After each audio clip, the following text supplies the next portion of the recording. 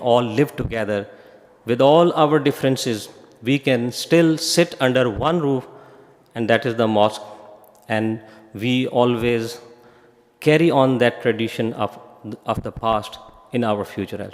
You are all most welcome. Thank you very much for your coming here, and thank you very much for your listening for this short speech. Thank you very much. Done.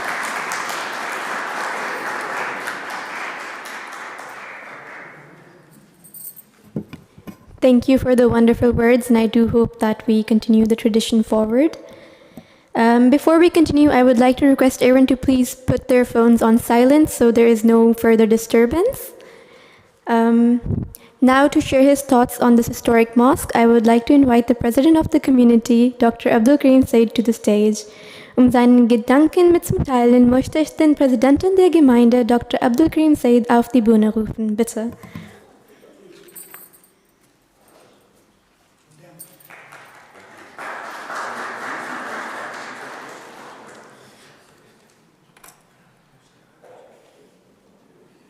Assalamu alaikum wa rahmatullahi wa barakatuhu.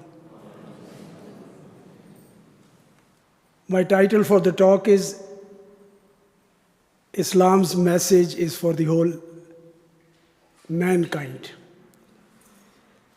And this figure shows all the religions around the globe gathered together, and you recognize most of the symbols. Objections on Islam are raised. One, that Islam outdated and not suited to today's world. The refutation is that human nature and needs to remain constant. The concept of good and bad remains constant. Islam exhorts believers to shun evil, do the good. According to the Quran, interpretation is flexible and practical for all ages and relevant for all ages. The global village now is described as the whole world has become shrunk into a global village. And the Quran says that, and when men are united, it's talked about that 1,500 years back, that they'll be united under one village as a village. And information technology and spread of knowledge is mentioned. And when the books are spread, all that we have, all that's written will be spread all over the world, including the Quran and all the other religious scriptures. The name Islam presents a universal concept, not a reference to a teacher, prophet, or a particular people. Just like we say Christianity, Judaism, Islam is universal, means complete submission to the will of God, to live in peace with all mankind. Prophets and books for mankind, the book says mankind is a single nation. So Allah raises prophets and revealed with them the books. And it's obligatory for the Muslims to believe in all prophets and all the revealed books. The very few first verses of the Quran say, those who believe in what has been revealed to the prophet and what was revealed before him. So believing in all the religious scriptures is compulsory for us. The Quran says mankind is a single nation, and there's a belief in unity of God. All creatures are created by the same God, including men, all equal and single brotherhood. Prophet and books for mankind. Mankind is a single nation, so Allah raised prophets and revealed with them the books, as the Quran says. So it becomes obligatory for Muslims to believe in all prophets and all revealed books. Mankind is a single nation. Again, it is mentioned The belief is in unity of God. All creatures are created by the same God. All equal and single brother has been created. The opening words of the Holy Quran say, Alhamdulillahi Rabbil Alameen, praise to the Lord of the worlds. Where some people have translated, praise to what all that Allah has created. Praise to Him for that. And that's the first chapter. The first few words of the Quran says, Lord of the worlds. And the last concluding chapters, the last two of the 114 chapters, it is said, Lord of mankind. Not of Muslims, Christians, Jews. Lord of mankind, the King of mankind, the God of mankind. So, a universal God for the universal people. Prophet, and we have not sent you but as a mercy for the nations. That's what God said to the prophet. He's been sent as a mercy for all nations. Quran says, it's not but a reminder for the nations. And Mecca is described in one of the verses of the Holy Quran, blessed and guidance for the nations. And a verse says, and certainly we sent prophets before you. There are some of them that we have mentioned to you, and there are others whom we have not mentioned to you. And it is believed that 124,000 prophets were sent to mankind. And not all are mentioned in the Quran. And the Quran says to the whole mankind, and the Muslims say, we believe in Allah and in that which has been revealed to us and in that which was revealed to Abraham and Ismail and Isaac and Jacob and the tribes, in that which was given to Moses and Jesus, and in that which was given to all the prophets from their Lord. We do not make any distinction between any of them, and to Him do we submit. So we believe in all the prophets sent to all the people of the world. The belief in 124,000 prophets from Adam to Muhammad, while only 25 prophets are mentioned in the book, including the biblical prophets, mainly Moses, 136 times, Abraham 69 times, Noah 43 times, and Jesus 29 times.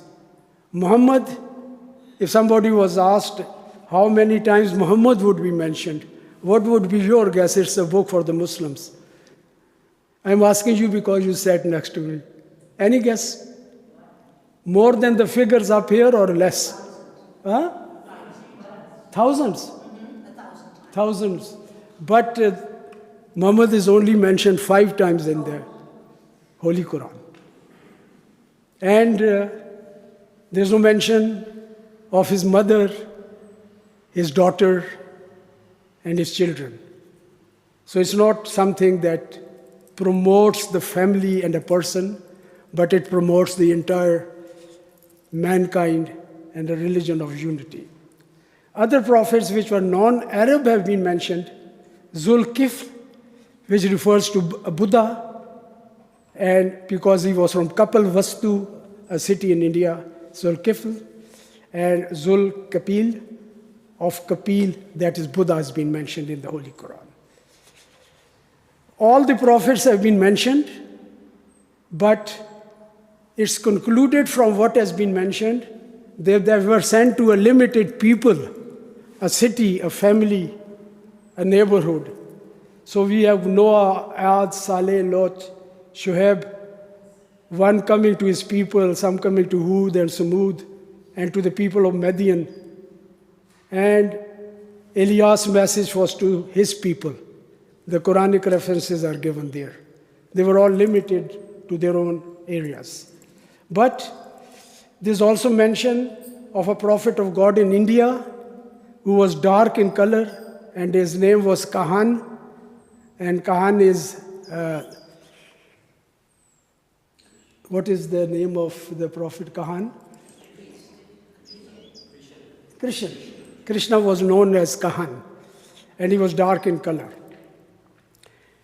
And it is said that we have not sent you but as a bearer of good news, and as a warner to all mankind, but most men understand not.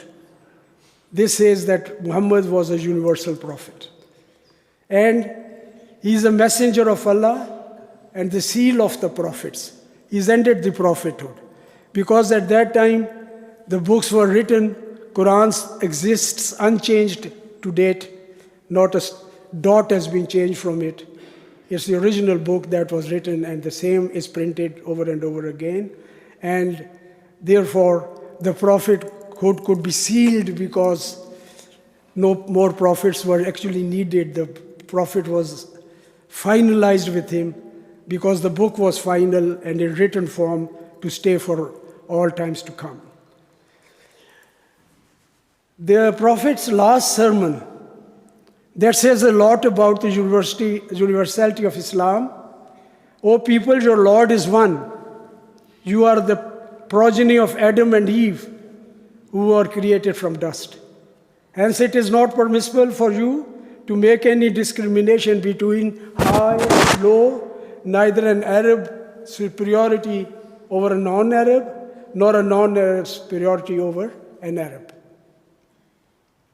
A white person is not superior to a black person, nor is a black superior to a white person, except by their piety and good action.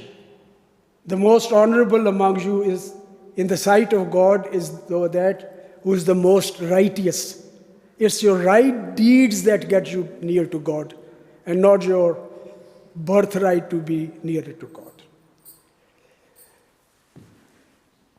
Prophet calls all a family.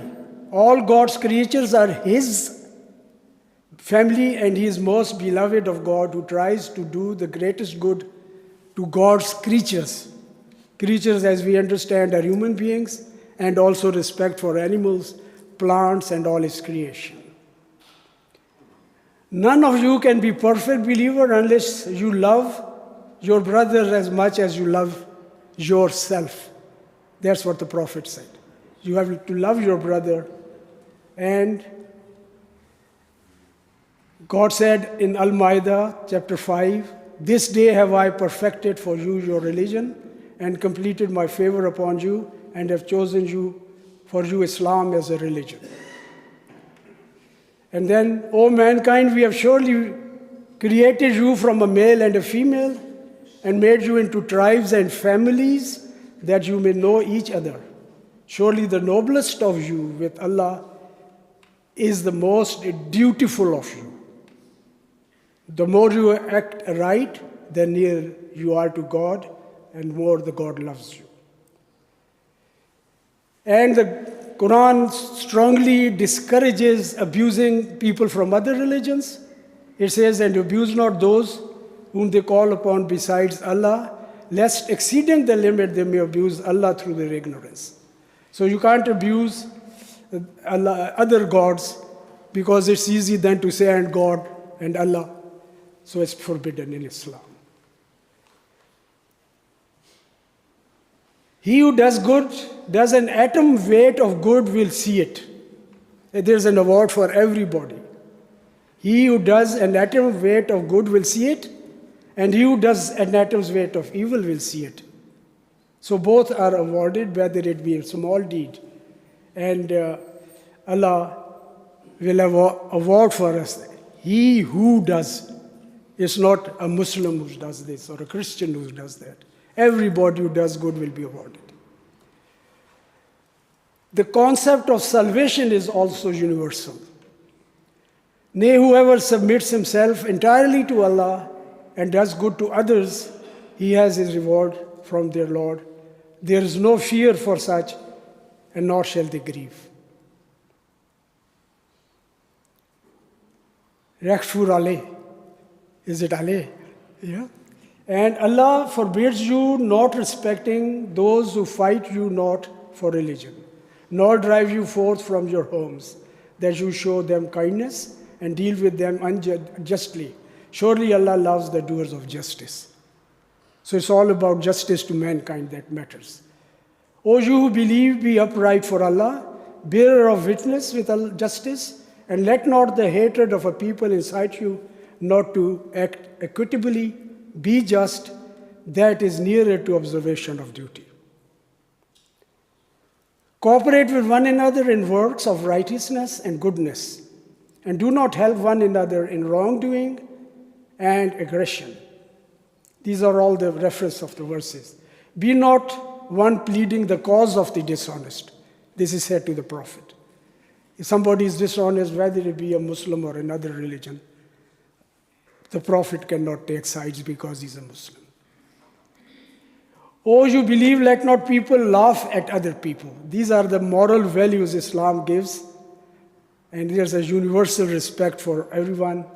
Oh, you believe, let not people laugh at other people, perchance they may be better than they, nor let women laugh at women, perchance they may be better than they. Neither find fault with your own people, nor call upon another by nicknames.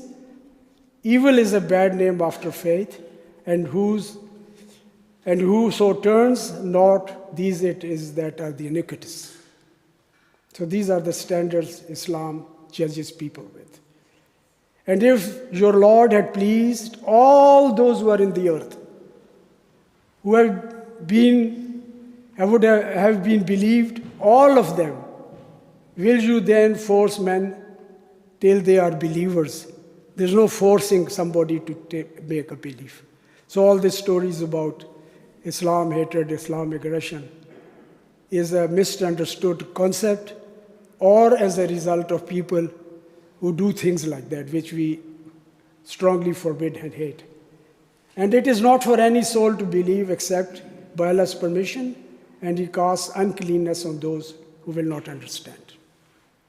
There is no compulsion in religion. La ikrah fid deen. The right way is clearly distinct from the error. God gives the guidance in the Quran and leaves it for the people to make up their mind whether they believe in it or they don't believe in it. There being no compulsion. Quran is a universal announcement, and it's a collection of surahs, and it's a summary of all divine scriptures. Bible and all the others come into Quran as a teaching. Quran from Hebrew means announcement. Prophet said on the universality of Islam, O people, note that the Lord and the Sustainer is one. Your ancestor is one. Your faith is one. The Arabism of any one of you is not from your mother or father. It is no more than a tongue, a language. Whoever speaks Arabic is an Arabic. Arabic brings into existence people who are Arab. He's an Arab speaker, but he's not superior to a non-Arab speaker. O children of Adam, it is said. Everybody is classed as children of Adam in the Quran. And if all are children of Adam, we are all brothers and sisters, or at least cousins. O mankind, keep your duty to your Lord, who created you from a single being and created its mate of the same kind and spread from these too many men and women. And if your Lord willed, all who are in the earth would have believed, all of them, would you then force men till they are believers? This is repeated here. O children of Adam is always used. And O mankind, the whole mankind is addressed, keep your duty to your Lord, who created you from a single being and created its mate of the same kind and spreading from these to many men and women. If your Lord willed, all who are in the earth would have believed, all of them, would you then force men? The truth is from your Lord, so let him who please believe and let him who please disbelieve. And I'll skip this one, it's a bit long.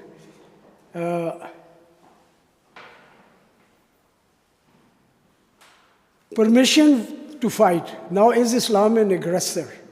Here, the Quran explains that permission to fight is given to those upon whom war is made because they are oppressed. The oppression is the fighting is in self-defense. Islam never attacked people to gain territories, but responded to the aggressors. And it says, fight in the way of Allah against those who fight you, but be not aggressive. The acceptance of peace is recommended if the enemy offers it. The Quran says, if they incline to peace, you should also incline to it and trust in Allah.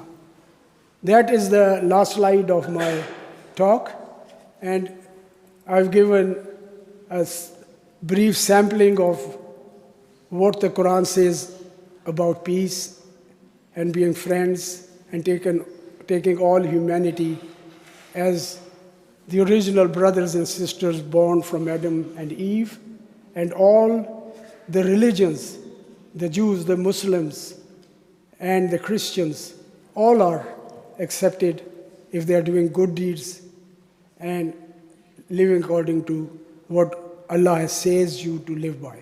Thank you very much.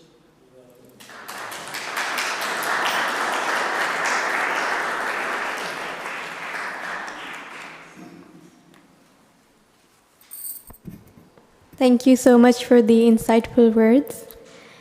I now request our guest of honor, Herr Reinhard Naumann, who is also a part of the Berlin Parliament, to please come on stage and say a few words. Ich möchte nun den verehrten Herr Reinhard Naumann, Mitglied des Abgeordnetenhauses von Berlin, auf die Bühne einladen und ein paar Worte zu sagen.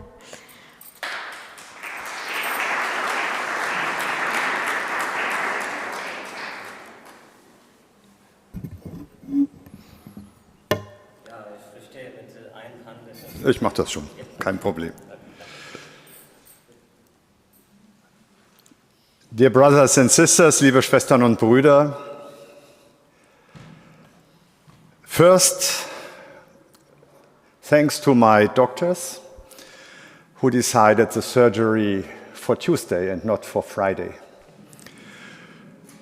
Zuerst ein Dank an die Doktoren, die entschieden haben, die Operation am Dienstag durchzuführen und nicht heute am Freitag. So I'm honored and I'm very joyful being your guest. Ich freue mich sehr, heute bei Ihnen und euch sein zu dürfen. Why? As Mayor of Charlottenburg-Wilmersdorf, we came together with all religious groups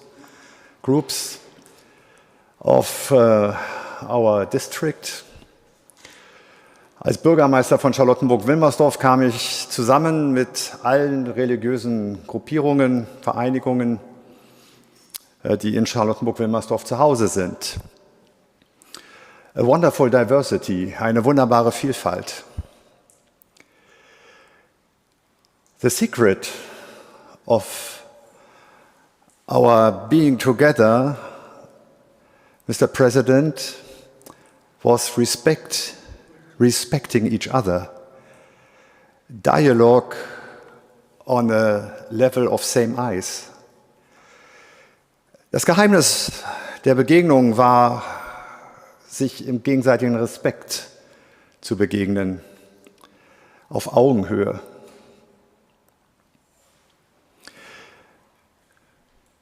Nowadays we know, also in our district here in my hometown Berlin, the capital of Germany, worldwide, in your home countries, we realize that more and more religious issues are in danger. About war, about struggle, about hate, about non-dialogue, about discrimination. Also nicht nur bei uns hier im Bezirk in Berlin, meiner Heimatstadt, weltweit, woher Sie kommen, erleben wir im politischen Raum religiöse Anstrengungen, dass Religionen missbraucht werden für Diskriminierung, für Hass, Ausgrenzung, Krieg, Streit, eben nicht Dialog. When this mosque was established, it was 1924. 1924 in Germany, in Europe, it was a date only 6 years after the First World War ended. 1924, dieses Datum steht dafür, dass es gerade einmal 6 Jahre her gewesen ist, dass der Erste Weltkrieg in Europa geendet hat. This First World War was the first war on an unbelievable technical level with millions of dead soldiers and people. And not only soldiers, also a lot of innocent civilians. Dieser Erste Weltkrieg war der erste Krieg auf einem bis dahin ungekannten technischen Niveau. Und nicht nur Millionen von Soldaten, sondern auch viele unschuldige Zivilisten sind dabei ums Leben gekommen. Und 24, only 6 years after the end of this war, this mosque was established in the former Reichshauptstadt Berlin. Germany during this time was a democratic state after the periods of monarchy with an emperor. Deutschland zu dieser Zeit, das Deutsche Reich war zu dieser Zeit eine Demokratie, a young democratic country, ein junges demokratisches Land, davor viele Monarchien, Kaiser. And I'm sure it was not by, I only know the French word, hasard, Zufall, that during this time this mosque was established. And now we are thankful, grateful for 100 years being here in Wilmersdorf, being with your wonderful Amir Aziz as your Imam in the network of dialogue, as part of a wonderful diversity. Und wir blicken mit Dankbarkeit, also a bit proud, ein bisschen stolz auf diese Vielfalt und Teil dieser Vielfalt mit dieser wunderbaren Moschee und Imam Amir Aziz zurück als Teil dieser wunderbaren Vielfalt und des Dialogs. I remember very well, dear Amir, you just arrived in Berlin. He was just you on his working place here, and he was looking, where can I go? Where can I find people, partners for dialogue? And so we came together, so we came in contact, you and also the other religious leaders. Er war kaum hier angekommen, da guckte er schon, wo sind denn Gesprächspartner, wo kann ich Dialogpartner finden. So kamen wir zusammen dann auch in den Kontakt mit den anderen religiösen Führern hier im Bezirk. I was astonished because he was so strong and so powerful, being part of your community, being the imam of this mosque and going out, saying, hello, I'm here, without speaking any one word German. Also er ist rausgegangen, er war mutig, er war selbstbewusst und ich habe es sehr bewundert, denn er kam wirklich gleich am Anfang, ohne auch nur ein Wort Deutsch zu sprechen. Nowadays it's almost perfect, we heard this. Heute ist es fast geradezu perfekt. But it shows that your decision in the past to send him here to Berlin, here to the mosque in Wilmersdorf was a really good choice. And by my heart I want personally say thank you, a big Dankeschön, especially to you.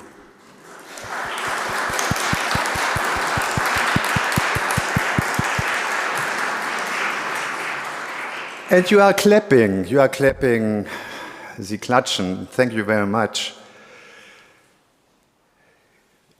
My wish is that you put in this clapping, this what you told us.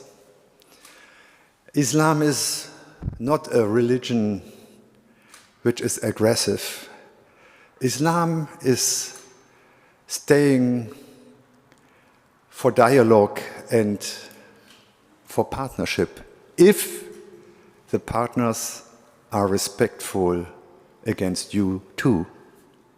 Also, in dieses Klatschen nehmen Sie bitte mit hinein, das, was der geschätzte Präsident gesagt hat, dass der Islam eben keine Religion ist, die für Aggressivität steht, den Auftrag für Aggressivität hat, sondern eben, wenn man so will, Building Bridges, Brückenbau für Dialog, wenn sich der Partner, die Partner ihm auch in gegenseitigem Respekt nähern und begegnen.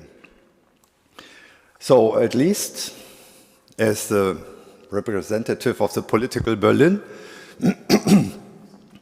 a very warm welcome again. Als Vertreter des politischen Berlin nochmal ein wirklich sehr, sehr herzliches Willkommen Ihnen, to all the guests from abroad, and wishing you wonderful days, amazing weekend, good talk, perhaps new friendships. Also ich wünsche Ihnen eine tolle Zeit hier, den Gästen aus dem Ausland, gute Begegnungen, gute Gespräche. May our God bless you. Mögen Sie gesegnet sein.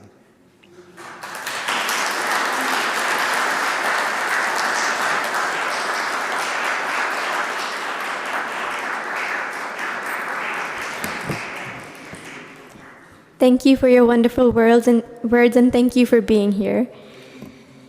The next person on stage is someone who has played a very big role in preserving the history of this mosque. I request Dr. Gideon Jonker to come on stage and please share some of that with us. Dr. Gideon Jonker hat eine große Rolle bei der Bewahrung der Geschichte dieser Moschee gespielt. Ich würde Sie gerne auf der Bühne begrüßen, um einige Ihrer Arbeiten mit uns zu teilen. Bitte.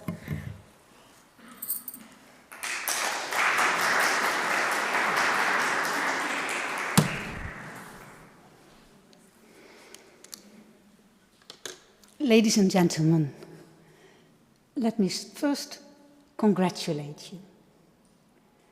Congratulations to the community on their 100th birthday. Congratulations to the President, Mr. Karim Said, for safeguarding the community. Congratulations to Imam Amir Aziz, who kept the doors wide open while preparing for the birthday, including the renovation of the mosque. Congratulations to the district of Charlottenburg-Wilmersdorf for safely hosting this mosque for such a long time.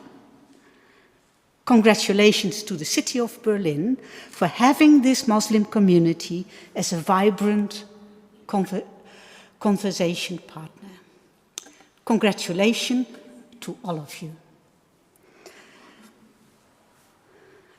My name is Gerdien Jonker. I'm a historian of religion. Over an 11-year period, from 2013 to 2024, I studied the history of this mosque. Research that was financially supported by the German Science Foundation, but the Lahore Ahmadiyya community gave me access to files that members could not read, which was an enormous trust, and trusted me to look at anything I thought was promising. This double support resulted in a very rich outcome. I have been able to publish on such lovely subjects, such as the missionaries from Lahore and how they prepared for Europe, their target, the German recipients in search of religious change, the Muslim-Jewish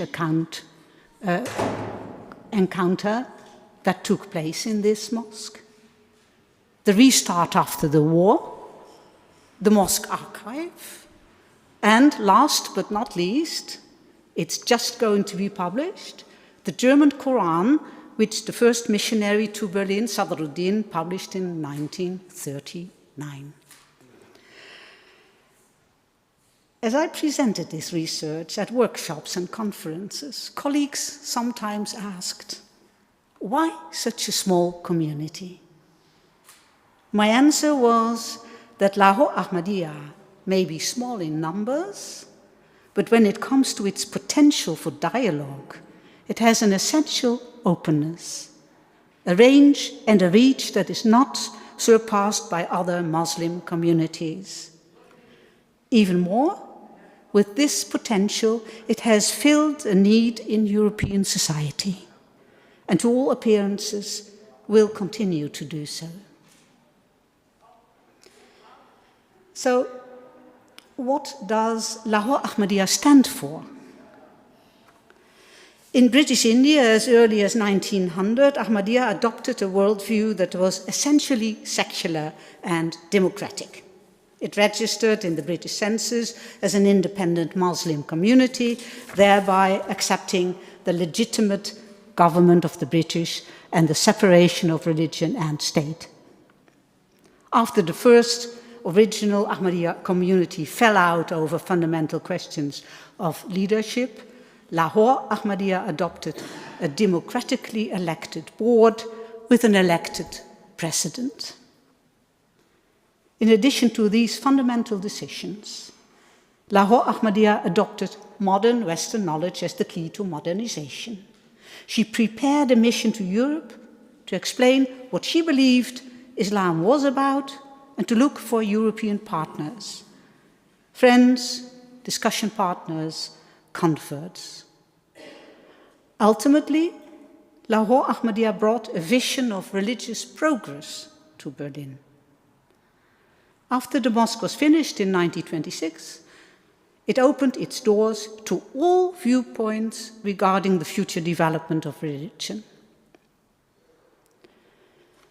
Secular, democratic, modern, open to viewpoints of others, and through these, a search for religious progress.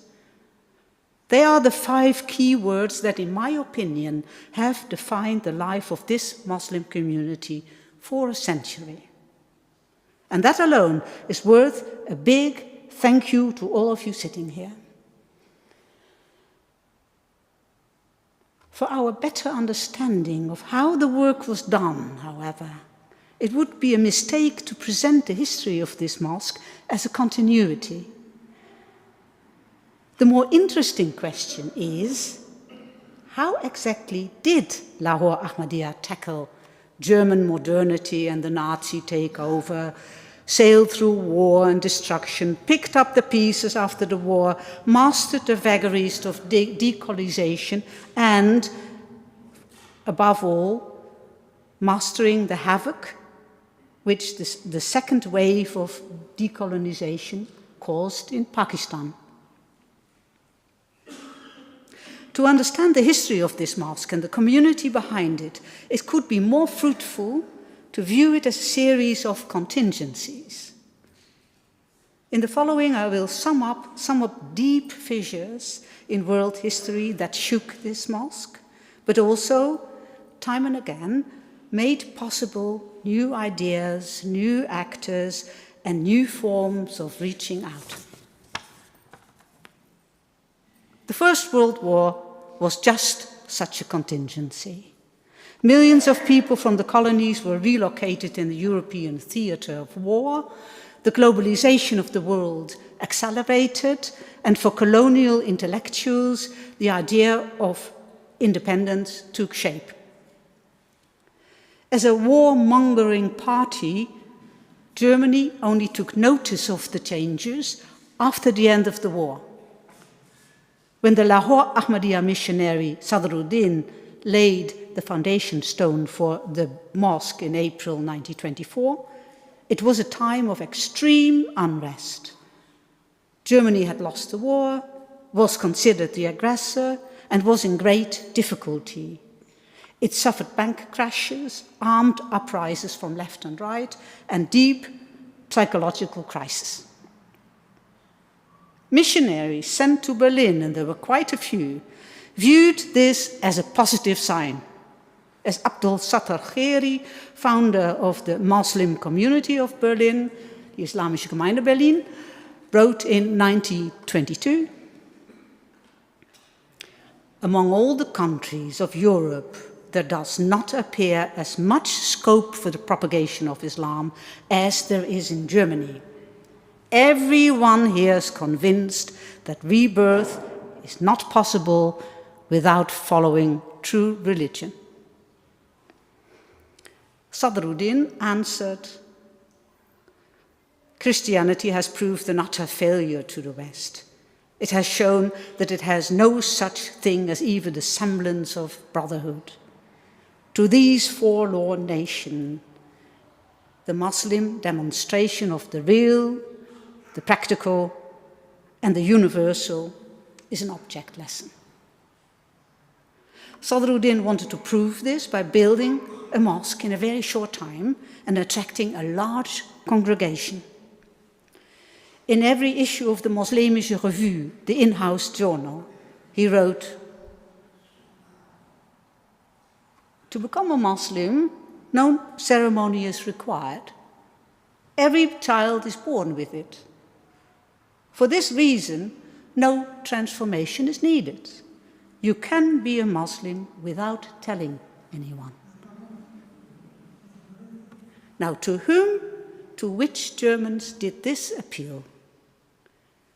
Not to the churches, not to the working classes, not to your average German Christian, but to a very special breed of young German moderns. Among them were secular Christian and secular Jewish artists, architects, and Orientalists, spearheading a movement in search of novel man, a new society, and new forms of religion. Politically, they were socialist-minded, but 10 years later, most Christian converts to Islam embraced the Nazi view, whereas Jewish converts were pushed out of the country. You can see the difference. Whereas on the Muslim side, the contingency of the First World War gave rise to a positive outreach, on the German side, it was continued by several further ruptures. Here, I just mentioned to you the life reformers, so different from traditional Germans, spearheading religious change. Their transition from left to right, from a universal cosmopolitan outlook to a narrow ultra-nationalist framework, caused a deep split in the young comfort community in this mosque. What happened next still remains hidden from few. All we know is that while the last missionary, Sheikh Abdullah, was expelled from Berlin at the start of the war, his community thrived. But who participated and what was said is still beyond our knowledge. The silence that governs here is most impressively engraved in the mosque archive. Apart from a handful of monthly bills for electricity, coal, snow removal, building insurance, for 5 years, the files remained empty.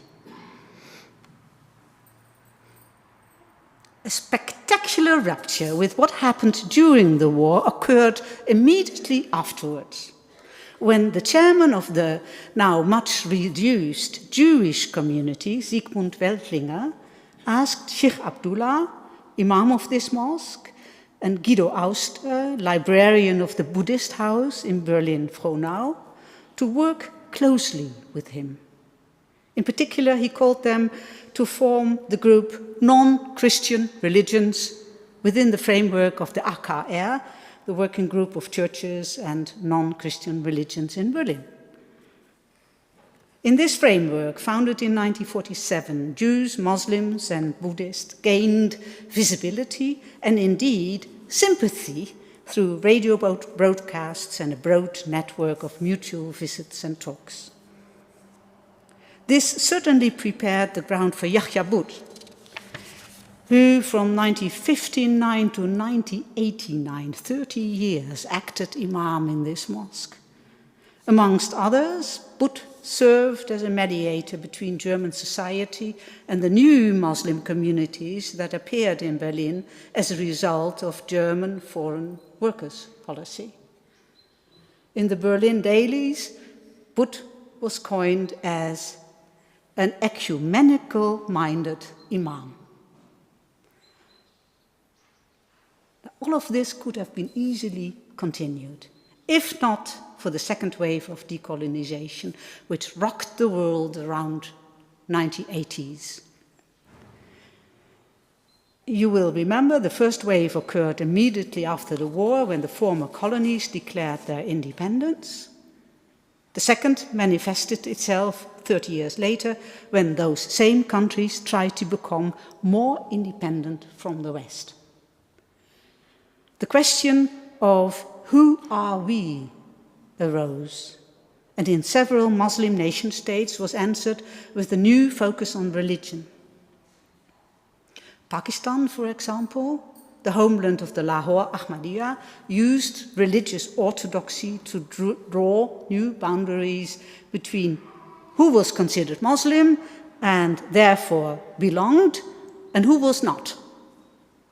Incidentally, Lahore Ahmadiyya was considered not to belong, and therefore suffered persecution. This also had consequences for the mosque in Berlin. As it became increasingly difficult for Ahmadiyya in Lahore to muster enough energy and money to keep the mosque open, it was even closed for several years. Now, with this, I have reached the end of my talk. With a view to Lahore Ahmadiyya in Berlin, I have drawn you a century full of deep ruptures in world history that shook the mosque, but also time and again made possible new ideas, new actors, and new ways of reaching out. The secret behind lays in this community's power to maintain a secular outlook and be open to the viewpoints of others. It is the power of dialogue. I trust that it will define the life of this Berlin Muslim community for another century. Thank you.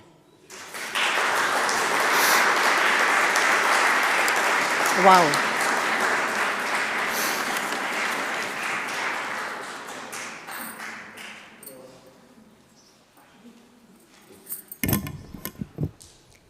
Thank you so much. I would like to call on stage Dr. Gerdi Nütze to give us another insight into this mosque's history. Ich möchte Dr. Gerdi Nütze auf die Bühne rufen, uns einen weiteren Einblick in die Geschichte dieser Moschee zu geben, bitte.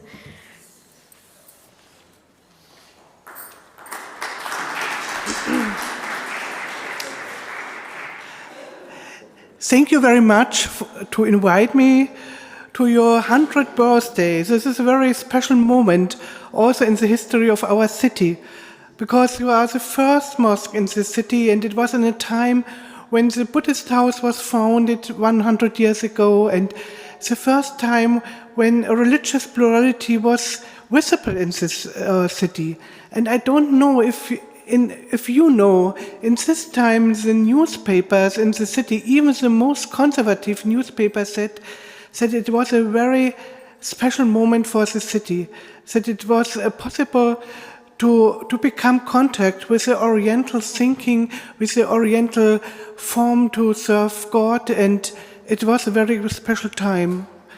Even it was not an easy time for the city, 6 years after the First World War. And so I say congratulations for the next 100 years.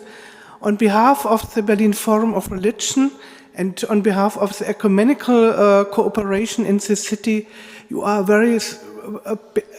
very special part of it, and we hope we can continue and we can do more things together. I was invited to tell your story a little bit as a part of the big ecumenical and interreligious story of this world, because you are also a part of the world story of interreligious dialogue. On the Christian side, at the end of the 19th century, some big movements appeared. The students came together of the different churches. The women came together. The World Day of Prayer of Women started in this time.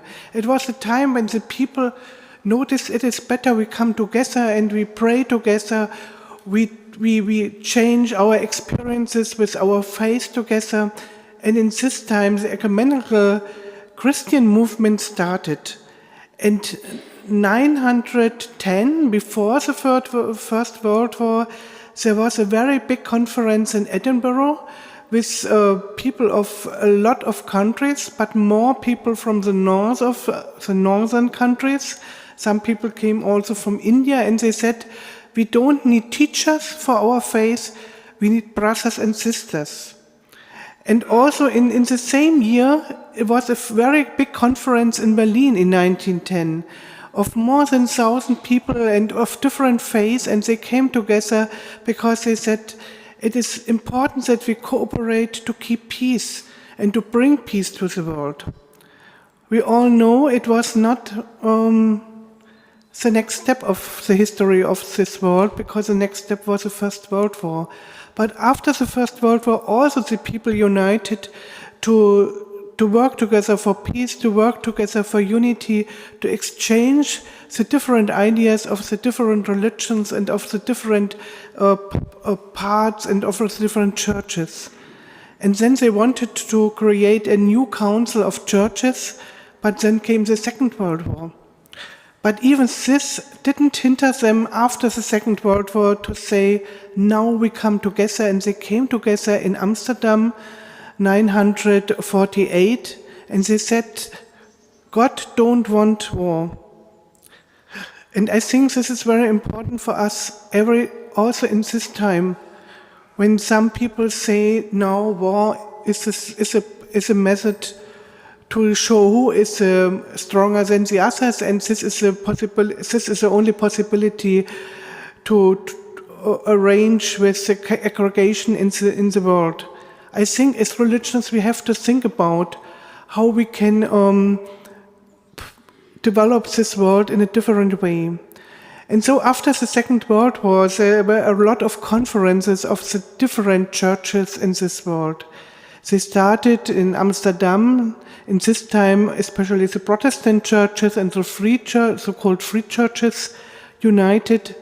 Afterwards, in 1961, when the Berlin Wall was constructed and the world was divided in East and West in a more stronger way than after the Second World War, also the Orthodox churches from the East came to the World Council of Churches, and then they had a lot of conferences where they said we have to fight against the racism and against the colonialism. And the churches of the countries where the colonialism stopped also came to the World Council of Churches. And now there are more than 350 churches with more than 600 million people who belong to the World Council of Churches. And one important step was in 963 when they united in Vancouver, that they had a program to have a good way to deal with creation and peace and justice. And this was a program for a lot of years, and we know until now it is not realized, but I think it is very important that we continue to work for this and to cooperate for these questions.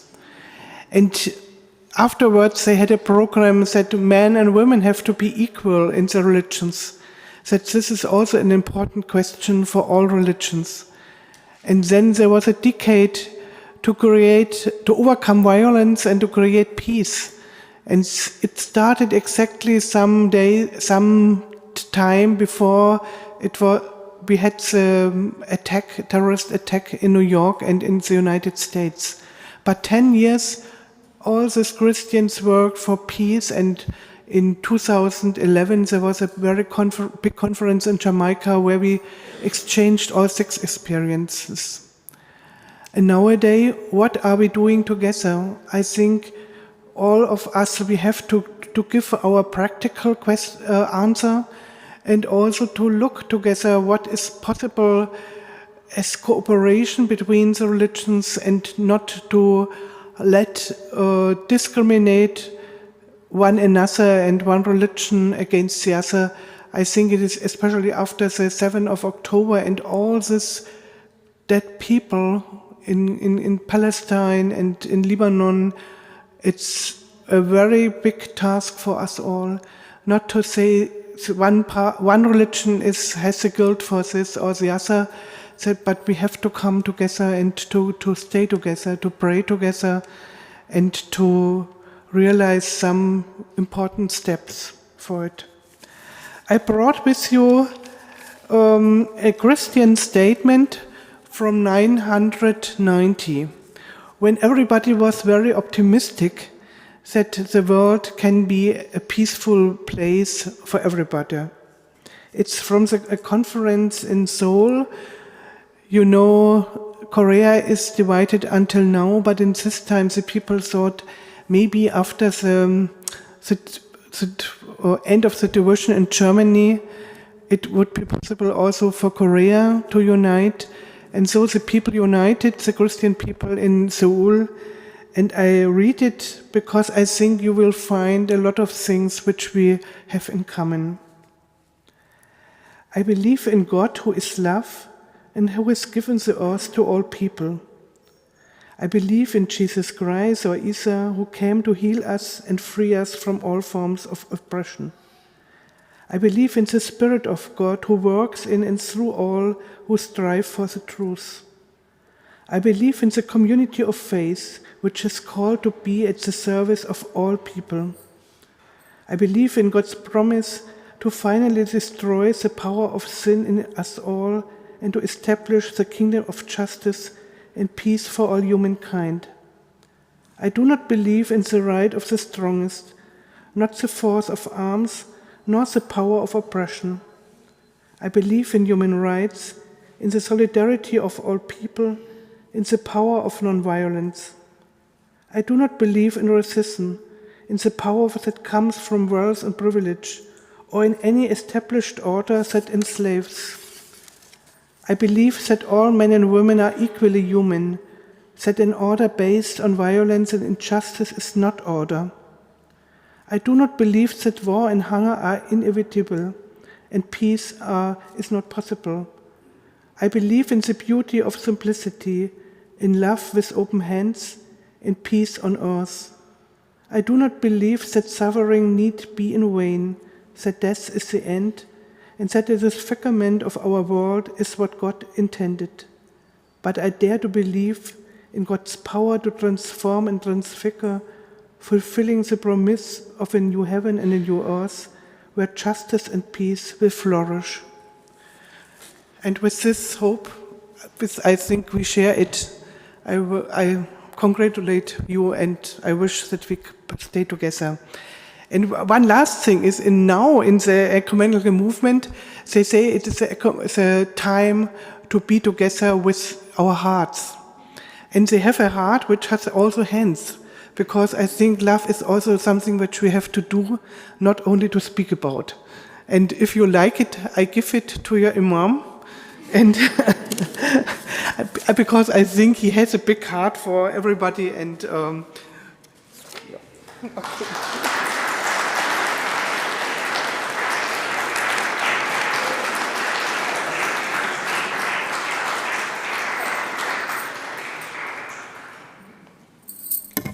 Thank you so much for sharing the wonderful story with us and all your information. You've probably heard multiple times that this mosque has the architecture of the Mughal times and how it looks like the Taj Mahal. Well, to give us a more detailed explanation of the mosque's architecture, I'd like to invite architect Herr Markus Nitsche to the stage. Uns die wunderschöne Architekt dieser Moschee nahen zu erklären, begrüße ich Herr Markus Nitsche. Bitte.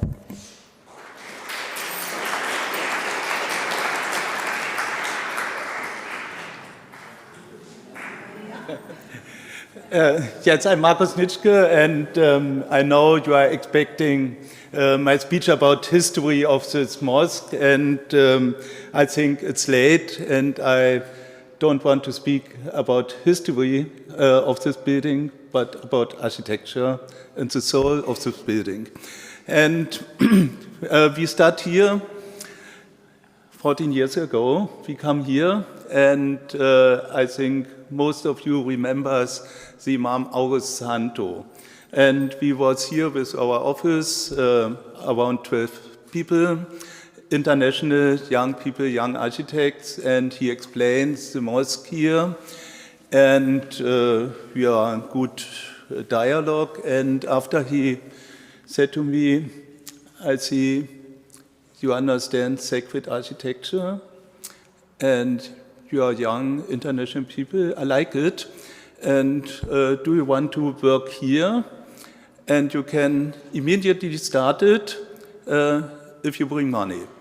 It's very simple discussion, and for us, yes, it's nice. And when we could bring money, we can make many, many projects in the world to make this. But we start, and it was a very nice begin. And our first step was to understand this building. Take a look around you when you see this building inside and outside. Would you expect to be in Germany? I think not. And we were searching for the history of this building, and we find around from 1922 the first ideas, the first drawings, even paintings of this building. And here the community Ahmadiyya Lahore found a German architect, Mr. Hermann, and he was thinking we need for the first existing mosque, the former mosque is little smaller mosque around the First World War in Germany, but the first mosque with a community, we need this historical architectural building to understand and to recognize Islam in Germany. This was the idea. And the next interesting thing is, if you see this first drawing, the building was more than double size from this building. And yes, it becomes smaller. And when you see the old ideas, you have integrated not only the sacred room, the center, but you have education rooms, more housing rooms for some two imams, a washing zone, not a washing room, and entrance with a fountain. It was a very big building. And they had many, many problems in the 1920s in Germany, like around the world, the inflation. And this was the building to realize. And what we have here, we have the one room for the prayer. Today, not only for prayer, but also for education. Today, you see what we can do here. And the Imam house and the community room and the building room, the education room is inside the Imam house. And when we see today what you need, we are still convinced the community here is growing. Thank you, Mr. Amir Aziz. And I think we must go back once again to the ideas from 1924. And the next step after the renovation must be to create this washing room and the rooms for education. And when you leave the mosque, you can see the plans for the future. But I will also say a big thank you for this good collaboration. Since 12 years, we are working together with the friends from Pakistan, from London, and we made all the decisions here together. All decisions, the painting, the renovation, the cost. It was, I know, for you, it was a big effort to realize that and to create a little change in this room. You see the historical colors, the historical ornaments. We renovated, we found it, but you see many technical little new functions, the lights, and we have big discussions, the heating on the floor, the carpet is new designed, and you see it, for me, it's a wonderful building, and it was a wonderful story to create it together and to recreate it together with you all, and many of you are here today. And yes, to end, when you look there inside, we have a little new element. This is a little light on the highest place there inside. That was not existing before.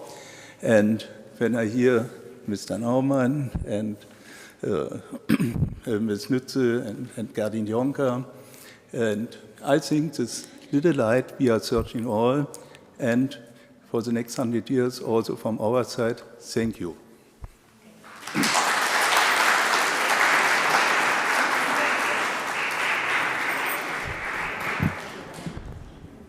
Thank you so much.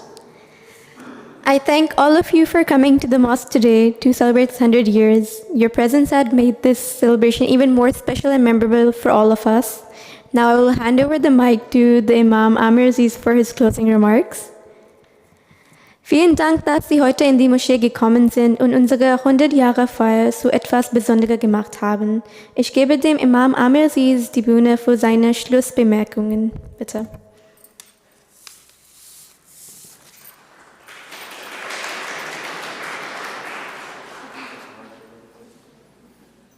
So this time I came with the two hearts. So I would like to thank our very worthy special guest, Mr. here Reinhard Naumann, who is a member of Berlin Parliament. And I just recall one incident that the first time when I went to his office, he was at that time mayor of Wilmersdorf, Charlottenburg. I was with Mr. Nietzsche.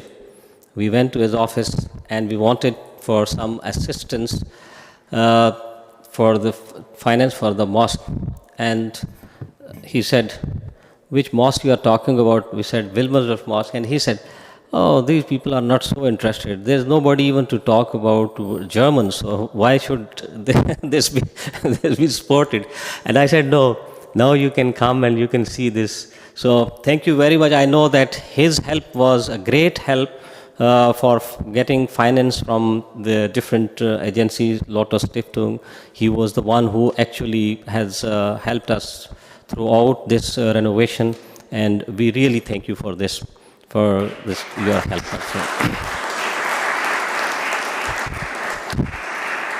So, in the end, I would just like to thank you all again that you are all here, and it's not the end of this 100 years, it's the beginning of new 100 years. So when we leave with, for the coming 100 years, with the same, with the same spirit, with the same purpose with which this mosque was built.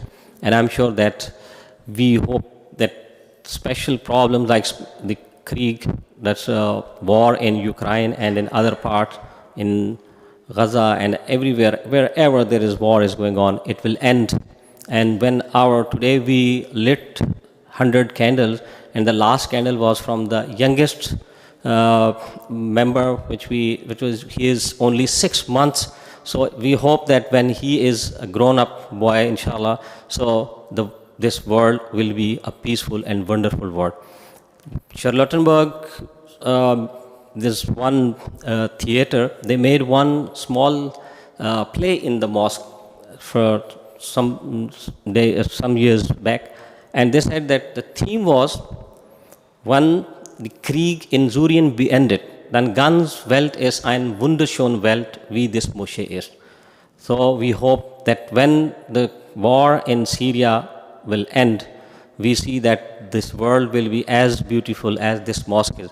So we are today living with this hope that when in the coming future, the world will be a peaceful and beautiful world as this mosque is, and as you people are all beautiful.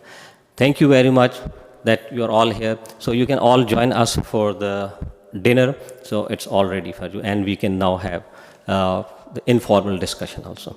Thank you very much, and special guest for us. Ich bedanke mich für alles. So, please, you can now join us, please. Yes, thank you.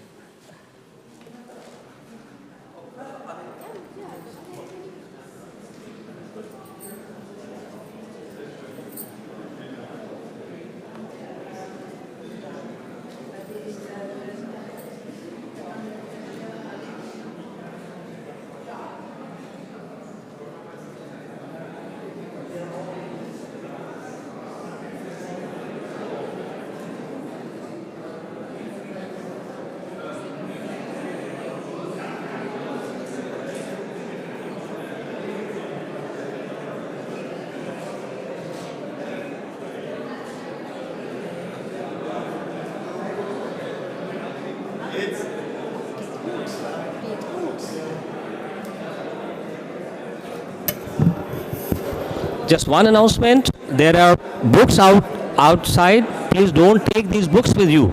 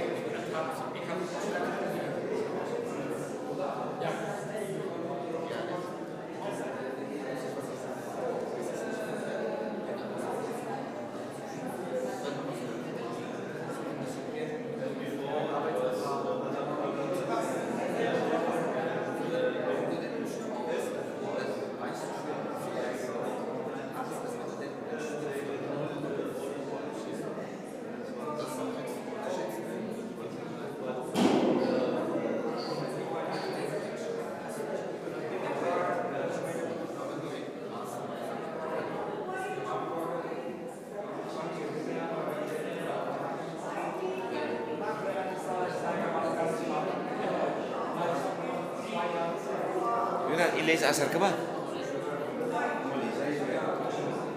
Di ba sa life here?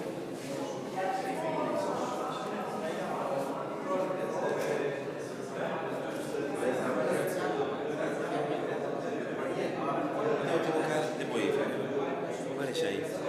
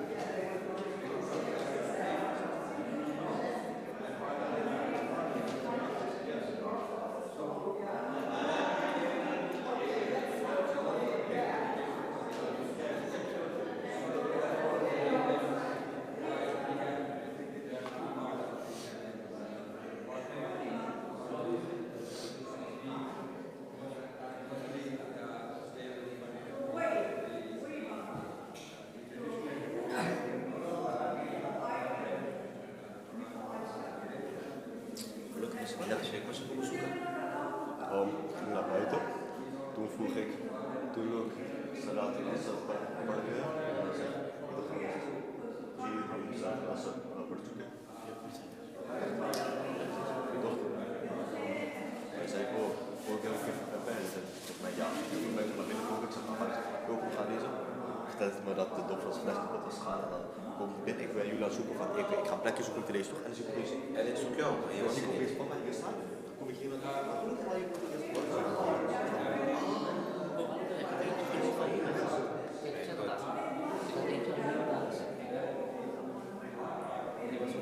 Sure, ja. Gelukkig heeft iemand erop getrapt.